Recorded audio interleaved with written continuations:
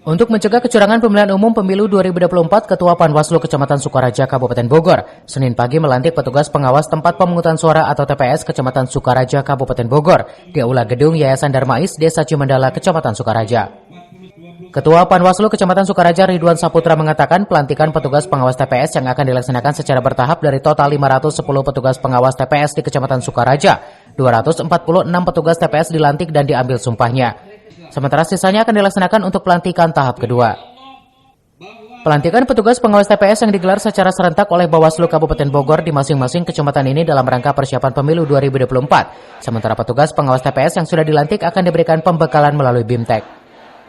Hari ini kami melaksanakan pelantikan dan juga dilanjutkan dengan bimbingan teknis bagi pengawas TPS se-Kecamatan Sukaraja.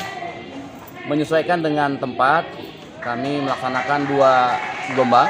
Gelombang pertama hari ini ada Desa Cilebut Barat, Desa Cibanon, Desa Gunung Gelis, Desa Cikeas, Desa Nagrak, Desa Pasir Laja, Desa Cadas Ngampar, Sukatani. Jadi kurang lebih ada 7 atau 8 desa lah hari ini. Total ada berapa petugas? Ada 246 pengawas TPS.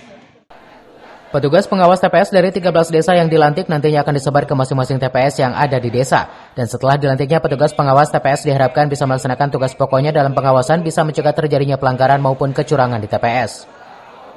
Dari Sukaraja, Kabupaten Bogor, Suanda Abriji melaporkan.